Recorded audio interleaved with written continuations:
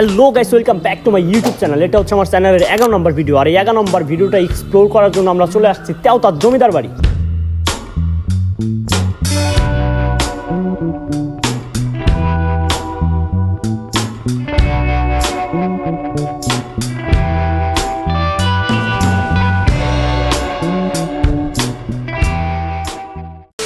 তো গাইস, আজকে শুক্রবার আর আমি নামাজ টামাজ পরে পাঞ্জাবি টাঞ্জাবি পরে একদম বের হয়ে গিয়েছি ভিডিও করার জন্য।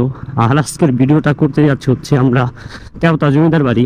ভাই রে ভাই, কি আর বলবো, ভিডিও করার নেশা যে এমন একটা নেশা, মনে হয় একটা ব্লগের টাইম আসলে ভিডিও কখন ছাড়বো কখন এডিট করবো এরকম ভাবতে ভাবতে মানে কি আর বলবো, টাইম চলে যায়। তো যাই হোক, আমরা যাচ্ছি হচ্ছে আজকে বেতিলা, তেওতা জমিদার বাড়ি। আর যাচ্ছে তাহমিদ, মুত্তাকি, মিরাজ। আর তাহমিদ আর মুত্তাকি বের হয়ে গিয়েছে, এই তো ওদের সামনে দেখা পেয়ে গেলাম আস্তে আস্তেই। কি অবস্থা ভাই? ওয়ালাইকুম আসসালাম। কলেজ যাইতেছি আমরা তেওতা জমিদার বাড়ি। ভাই ওইটা কি অনেক কিন্তু ভূতের মতো, আর হইলো তার থেকে বেশি এলো নেশাগর থাকে, বুঝছো, প্রচন্ড নেশাগর থাকে। আমার বলকে যদি ঘাওরামি করে না, আমরা ঘাওরামি করে মাইনা মরে দিয়ে থেকে চলে আসা করুন, ঠিক আছে? গাইস, এখন আমরা মিরাজ আর তাহমিদকে নিলাম, এখন মুত্তাকির বাসার সামনে যাব। মুত্তাকির বাসার সামনে গিয়ে মুত্তাকিরে দেখি ডাক দিয়ে বের করি। আর হচ্ছে জামাই, তো জামাইয়ের বের হতে একটু টাইম লাগে। তো দেখি আজকে কতক্ষণ লাগে জামাইয়ের। তো আমরা যখনই টুরে যাই এই জামাইয়ের জন্য মোটামুটি আমাদের আধা ঘন্টা 1 ঘন্টা টাইম শেষ। তো আজকেও মনে হয় এরকমই হবে। তো যাই আগে গিয়ে জামাইকে ডাক দিই, তারপরে হচ্ছে বেরোবো আমরা। জামাইরে নিয়ে বের হয়ে গেলাম। এই জামাই, তোমার এত লেট হইলো কেন? এই জন্যই। যাই হোক, এরপরের থেকে টোরে বেরোলে একটু জামাই আমাদের সবার আগে ডাক দেবেন, ঠিক আছে? আজকে একদম সবাই পাঞ্জাবি টাঞ্জাবি পরে বের হয়েছি। তো আজকের প্ল্যানটা ছিল আমাদের অনেকদিন আগে থেকেই, তো যাবো করে আর যাওয়া হচ্ছিল না। তো আজকে হঠাৎ করে মানে ভাবলাম আজকে বের হই, কারণ আজকে শুক্রবার আছে, সব কিছু মানে রাস্তায় গাড়ি ঘোড়া কম, অ্যান্ড পাঞ্জাবি পরে বের হলাম। তো ফার্স্টে আমি চেয়েছিলাম কি যে পাঞ্জাবি টাঞ্জাবি ছাড়াই বের হই, পরে মিরাজ বললো কি না, সবাই সবাই একটা সবাই মিলে পাঞ্জাবি টাঞ্জাবি পরে বের হই। তাহলে আচ্ছা তাহলে ঠিক আছে, চলো পাঞ্জাবি পরে বের হবো। তো তারপরে পাঞ্জাবি পরে আর মসজিদে যাওয়ার সময় একটা ঘটনা বলি আপনাদের। তো আমরা হচ্ছে আজকে ডিপে গোসল করতে গিয়েছিলাম। গোসল করে আসার সময়, যে বাড়িতে যাওয়ার সময় বললাম কি সবার আগে যে মানে এই ড্রেস চেঞ্জ করে ভিজা কাপড় টাপড় চেঞ্জ করে মসজিদে সবার আগে আসতে পারবে, সে একটা মানে অন্যরকম একটা পুরস্কার পাবে। তো যাই হোক, ওই পুরস্কারে আবার আমি দিচ্ছি, সবার আগে বাসায় গিয়ে ড্রেস চেঞ্জ করে একদম মসজিদে চলে আসছি। এখন ওদের কেউ আসে নাই। পরে আমি যে মুত্তাকিরে ডাকছি, মিরাজে ডাকছি, পরে তাহমিদ একলা করে মানে হাঁটতে আসতেছে। তারপরে যে জিনিসটা নেওয়ার ছিল আমরা ওর কাছ থেকে টপ দিয়ে নিয়ে নিলাম। তো যাই হোক, আমাদের সাথেই থাকুন।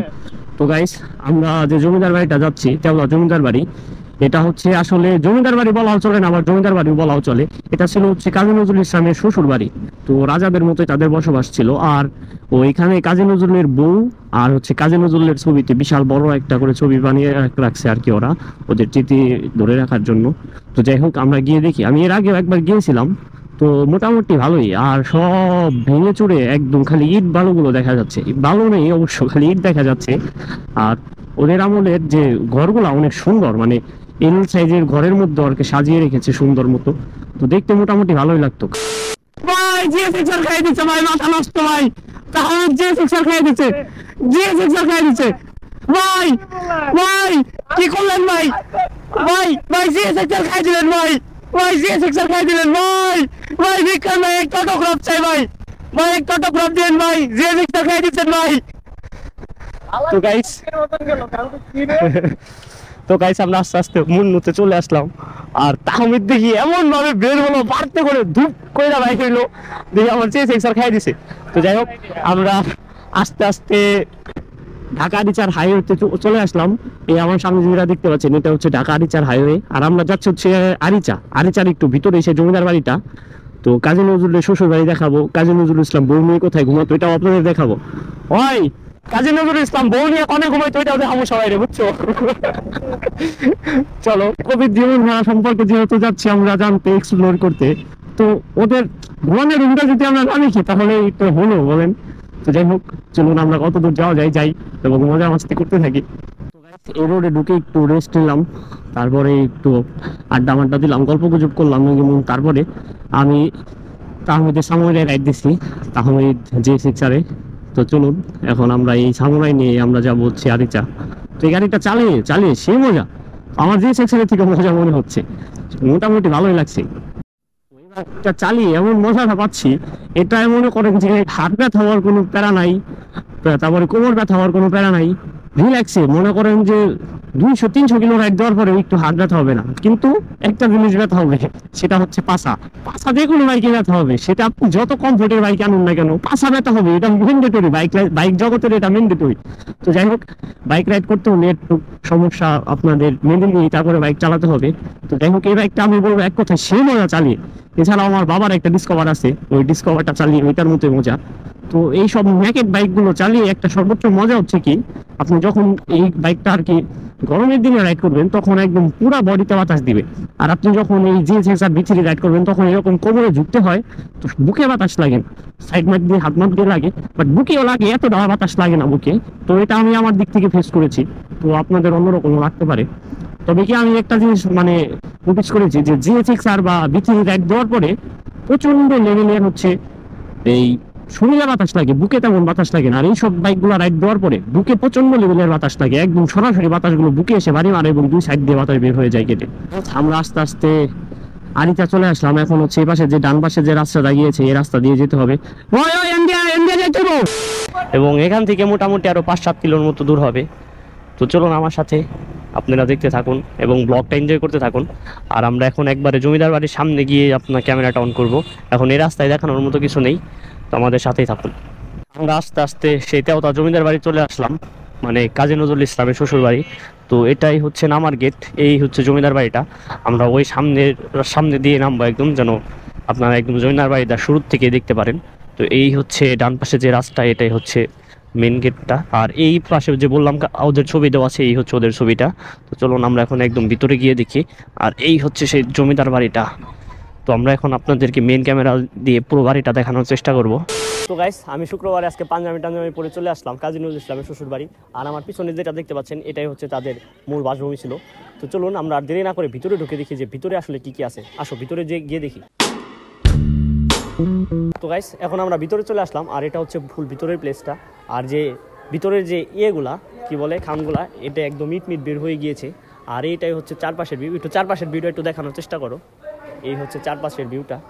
আর এই যে রুমগুলা হচ্ছে ভিতরে একদমই হয়ে গেছে। তো আসো আমরা ভিতরে একটু রুমগুলো গিয়ে দেখি রুমের ভিতরে কেমন। তো এর আগে আমরা যেরকম জমিদার বাড়ি এক্সপ্লোর করেছি, তো সবগুলোর থেকে এটা একটু ব্যতিক্রম। তো এটার উপরে বেশি জায়গা নেই, আর আগে আমরা যেগুলা এক্সপ্লোর করতাম ওটার উপরে অনেকটা জায়গা ছিল, আর এটার তেমন একটা জায়গা নেই। আর এই যে এখানে হয়তো বা তাদের আসবাবপত্রগুলো রাখতো, আর এই পাশ দিয়ে হচ্ছে জানালা, এরকম কয়েকটা আসবাবপত্র রাখার জায়গা আছে। এই পাশে একটা আছে, এই পাশে একটা আছে। আর এই পাশে যে ওরা কী বানিয়ে রেখেছিল এটা ওরাই ভালো জানে, দরজার মতো বা এখানে সাজুগুজুর জন্য আয়নাটা না কিছু একটা দিয়েছিল মেবি। তো এটাই হবে। তো চলো আমরা উপরে এখন উঠে দেখবো এবং আমরা সব রুমগুলো এক্সপ্লোর করবো। গাইস, আমরা এখন চলে আসলাম জমিদার বাড়ির পিছনটাতে। আর এই হচ্ছে পিছনের যে ভিউটা, মোস্ট ভিউ হচ্ছে এটাই। তো সামনে থেকে দেখে মনে হবে যে এটাই মনে হয় শেষ, কিন্তু পিছনে আরও অনেক বড় জায়গা আছে। একদম বিল্ডিংগুলো ভেঙে চড়ে একদমই হয়ে গিয়েছে। তো প্রত্যেকটাই লাল কালার, ইট লাল কালার হয়ে গিয়েছে। ইট তো সচরাচর লালই হয়। এগুলো দেখো, আসো এটার ভিতরে একটু ঢুকে দেখি আসলে এটার ভিতরে কেমন। বাহির থেকে দেখে তেমন একটা বেশি বড় মনে হয় না, কিন্তু ভিতরে ঢোকার পরে আমরা অনুভব করতে পারলাম যে আসলে এটা কত বড়। আর রুমগুলো এমন এলোমেলো, আপনাকে যদি এনে এখানে ছেড়ে দেওয়া হয় মনে হয় আপনার বেরোতে 2 থেকে 3 মিনিট লেগে যাবে। আর এটা হচ্ছে আরেকটা রুম, এটা রান্নাঘর মনে হবে এরকম কিছু একটা। একদম ইটগুলো একদম ভেঙে গিয়েছে। আর উপর দিয়ে দেখি হয়তো বা পোলাপান দৌড়াদৌড়ি খেলছে। এটা হচ্ছে ছাদে ওঠা সিঁড়ি। তাহলে আসো আমরা ছাদে উঠে দেখি। আর ছাদে উঠতে এরকম প্রথমে কয়েকটা সিঁড়ি, আর এই পাশে হচ্ছে আরেকটা সিঁড়ি। তো এই পাশে হচ্ছে আমরা এখন এই যে দোতলায় চলে এসেছি প্রায়। এটা হচ্ছে দোতলাটা, আর এই হচ্ছে দোতলার ভিউটা। তো দেখতে অনেকটা সুন্দর। তো এখানে দেখি কিছু ছোট্ট ছেলেরা খেলাধুলা করছে, ওদের সাথে একটু কথা বলে দেখি। ভাই এদিকে আসো। নাম কি?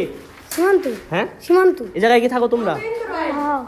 হ্যাঁ নিহালপুর বাড়ি। নিহালপুর বাড়ি? হ্যাঁ। তো এই জায়গায় তুমি মানে মানুষ কি কি দেখতে আসে মূলত এই জায়গায় একটু কল দেখি। এই ঘুরবার আসে, এগুলা দেখতে আসে। ঘুরবার আসে না? আর তোমরা নি কিসের জন্য আসো? ঘুরবার আসি। ঘুরবার আসছো না? হ্যাঁ। তো তোমার নিয়ে এসে কেমন লাগতেছে? ভালো লাগতেছে। ভালো লাগতেছে তো? হ্যাঁ। আর কোন জায়গায় ওঠা যায় তুমি আমাদের ঘুরে ঘুরে দেখাইবা, ঠিক আছে? আছে। তো গাইস আমরা একটা সহকারী পেয়ে গেলাম, ও আমাদের এই পুরো বাড়িটা ঘুরে ঘুরে দেখাবে। তো আমরা শুরুতে এসে হয়তো চিনবো না, চিনারই কথা, কারণ হচ্ছে এলোমেলো রুমগুলো তো। আর ওকে পেলাম, ও আমাদের সব ঘুরে ঘুরে দেখাবে। তাহলে চলো ওর সাথে আমরা ঘুরতে শুরু করি। আমরা চলে আসলাম এখন হচ্ছে জমিদার বাড়ির একদম ডান পাশে যে বিল্ডিংটা, এই পাশের বিল্ডিংটা হচ্ছে একটু কি বলে আর কি ইউ টাইপের। একটু আমার চারপাশে একটু ঘুরে দেখাও যে ইউ টাইপের। আর এই পাশে হচ্ছে বড় একটা গোল করে হয়তো বা তারা ধান রাখার জন্য কিছু একটা বানিয়েছিল। তো আসলে আমরা এটার ভিতরে একটু গিয়ে দেখি যে এটা আসলে কিসের জন্য বানিয়েছিল, উপরে দেখা যায় কিনা। তো এই হচ্ছে, ও আচ্ছা, এটা হচ্ছে সিঁড়ি। ভাই দারুণ একটা জিনিস, দেখো তারা সিঁড়ির জন্য কেমন জিনিস বানিয়ে রেখেছিল, মানে গোল করে চারপাশে দিয়ে ওঠার জন্য, ছাদে ওঠার জন্য বানিয়েছে। অসম্ভব রকমের সুন্দর একদম। আমরা গোল করে ঘুরতে ঘুরতে উপরে উঠছি, সেই আমি এটা আশা করিনি যে এটা আসলে একটা সিঁড়ি হবে। আমি ভাবছি কোনো ধান টান রাখার জন্য হয়তো বা বানিয়েছিল। তো পরে দেখি না, এটা আসলে সিঁড়ি একদম ভেঙে গিয়েছে। তো দেখাও ভাই, এই যে হচ্ছে পুরোটা ওঠার জন্য যে এটা। আর এই পাশ দিয়ে হচ্ছে ছাদে ওঠা যায়।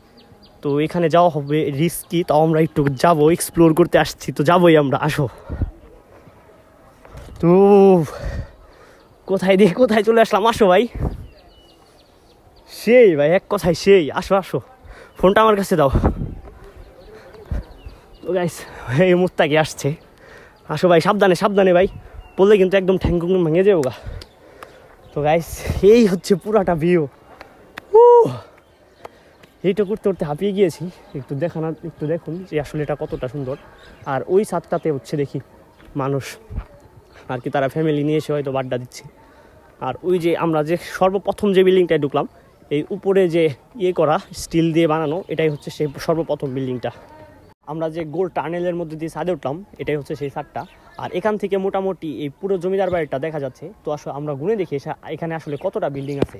তো প্রথমে হচ্ছে এই একটা বিল্ডিং, একটা, আর এই পাশে হচ্ছে মেন বিল্ডিংটা দুইটা, আর ওই পাশে হচ্ছে আর একটা বিল্ডিং তিনটা, আর আমরা এখন যেটা দাঁড়িয়ে আছি এটা চারটা। মূলত হচ্ছে এখানে চারটা বিল্ডিং, তো আমার গুনায় ভুলও হতে পারে, এর পাশে আরও কয়েকটা বিল্ডিং থাকতে পারে। আর ওই পাশটাতে হচ্ছে মন্দির ছিল, তো আমরা এই মন্দিরে একটু যাব। তো আর এখন আমরা হচ্ছে নামবো, নিচে নামার জন্য আমরা অন্য আর একটা সিঁড়ি দিয়ে নামবো। তো দেখি এখান দিয়ে নামা যায় কিনা।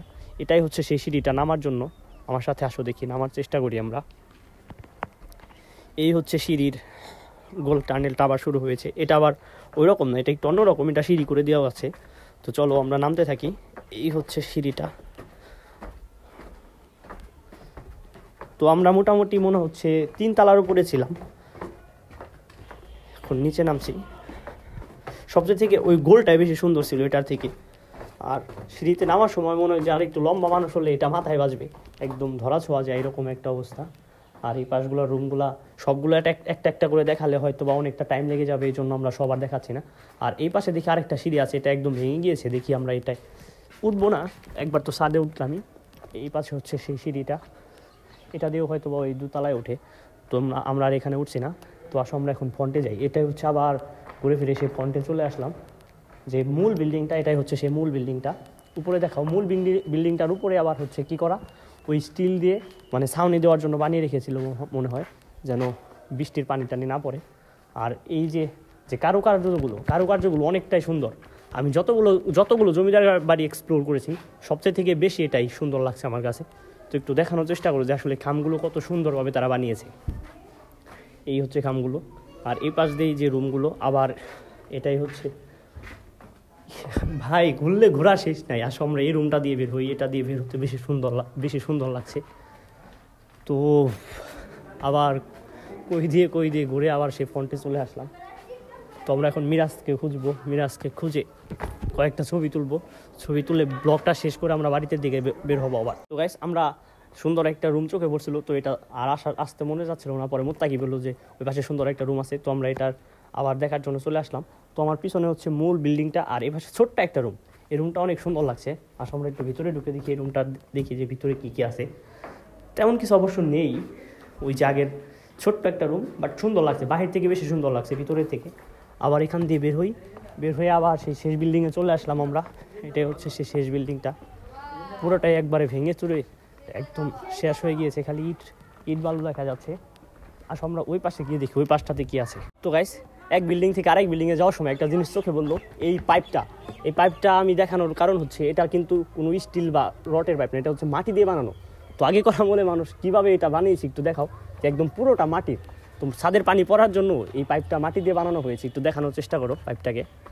এই হচ্ছে সেই পাইপটা, কিভাবে তারা বানিয়েছে এটাই হচ্ছে প্রশ্নের বিষয়। তো এই জায়গার প্রত্যেকটা জিনিস আমাদের মনের মাঝে একটা একটা করে প্রশ্ন রেখে গিয়েছে। তো এই রকম প্রশ্ন হয়তো সারা জীবনই অজানা থেকে যাবে। তো গাইস, আমি এখন আছি হচ্ছে কাজী নজরুল ইসলাম আর কাজী নজরুল ইসলামের ওয়াইফের যে ছবিটা তারা বানিয়ে রেখেছে এটার সামনেই। আর ওই পাশটাতে হচ্ছে মন্দির। এটা কিন্তু আসলে মানিকগঞ্জের একটা গর্ব যে কাজী নজরুল ইসলামের শ্বশুরবাড়ি আমাদের মানিকগঞ্জে ছিল। তো আসো আমরা এখন এই মন্দিরটার সামনে যাব, আর মন্দিরটার সামনে গিয়ে মন্দিরটাকে আপনাদের একটু ঘুরে দেখাবো, আর শেষ ক্লিপটা নিয়ে আমরা ব্লগটা এখানে শেষ দিব।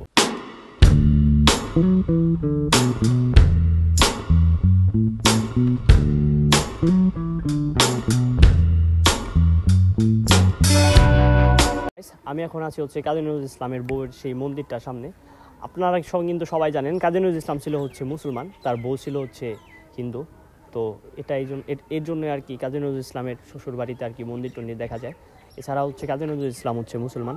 তো আসো আমরা ব্লগটা বড় করবো না, আমরা শেষ একটা ক্লিপ নেব, শেষ ক্লিপটা নিয়ে আমরা এখান থেকে বের হয়ে যাবো। গাইস, এই ছিল হচ্ছে তেওতা জমিদার বাড়ির ফুল ভিউটা, আমি আপনাদের সব দেখানোর চেষ্টা করলাম। তো আজকের ভিডিওটা আমি বেশি বড় করতে চাচ্ছি না, এখানে শেষ দিতে চাচ্ছি।